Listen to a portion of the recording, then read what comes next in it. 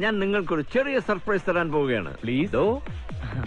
തോറ്റേന്റെ പ്രധാന കാരണം നിങ്ങളോടുള്ള ദേഷ്യം.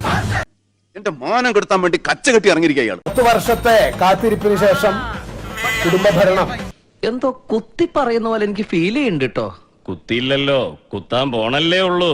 വീണ്ടും നമുക്ക് തിരിച്ചു കിട്ടിയിരിക്കുകയാണ്. ഓ, നല്ല ഹ്യൂമർ സെൻസ് ആണല്ലോ. പുറത്ത് ആളുകൾ വെയിറ്റ് ചെയ്യാൻ എന്താ തീരുമാനം അറിയാൻ വേണ്ടി പടം നയിച്ച ശീതളേട്ടൻ. അപ്പൊ ശീതളേട്ടൻ തന്നെ കാരണവരാവണം. അതൊക്കെ നമുക്ക് പിന്നീട് തീരുമാനിക്കാം.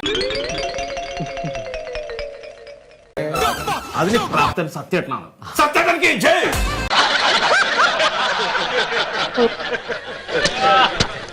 ഞാനാകണയിൽ വല്ല വിരോധം ഉണ്ടെന്ന് ഒരു കയ്യബദ്ധം നാറ്റുകരുത്. ആർക്കവേലി കുടുംബത്തെ സത്യേട്ടൻ ധീരതയോടെ നയിച്ചു. വല്ല കാര്യമുണ്ടോ? എന്തിനാണ് ഇങ്ങനെ ഇല്ലാന്ന് നടക്കണേ? നമ്മുടെ ദയനീയ തോൽവി ഓർത്തൊന്ന് സങ്കടപ്പെടാനുള്ള അവസരം പോലും ഈ ദുഷ്ടന്മാര് തരണം. ഈ കിട്ടുന്നതിലേക്ക് എനിക്ക് സന്തോഷമേ ഉള്ളൂ. ഇനിയും കിട്ടാൻ വേണ്ടി ഞാൻ പ്രാർത്ഥിക്കാം. നമ്മുടെ തറവാട്ടിലെ കാരണം വരെ ഇന്ന് തെരഞ്ഞെടുക്കും. ഇത് പറയാൻ തുടങ്ങി എത്ര ദിവസമായി നടന്നു തന്നെ.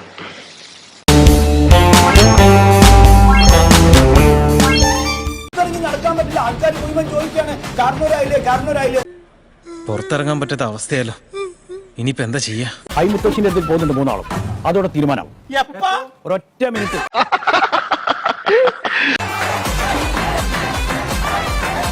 പാച്ചേട്ടാ അവമാനിക്കരുത്. ഞാൻ നല്ലൊരു കുടുംബത്തിൽ പറഞ്ഞവനാണ്. നീ നല്ല കുടുംബത്തിൽ പറഞ്ഞു, ഞാൻ പിന്നെ മറ്റേ കുടുംബത്തിൽ പറഞ്ഞാണല്ലോ.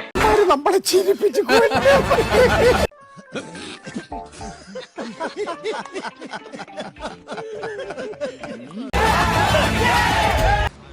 ഇങ്ങനെ നാറാനൊരു ചങ്കൂറ്റം വേണം കേട്ടാ. തിങ്കള് ചൊവ്വയ്ക്കിടണം, ബുധന് വ്യാഴം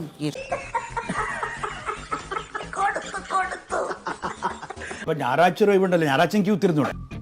അപമാനിച്ചേ ഞാൻ പോയിക്കോട്ടെ. കിട്ടിയ മുതലും പലിശ ചേർത്ത് കിട്ടി. ആരും കണ്ടില്ല വാ.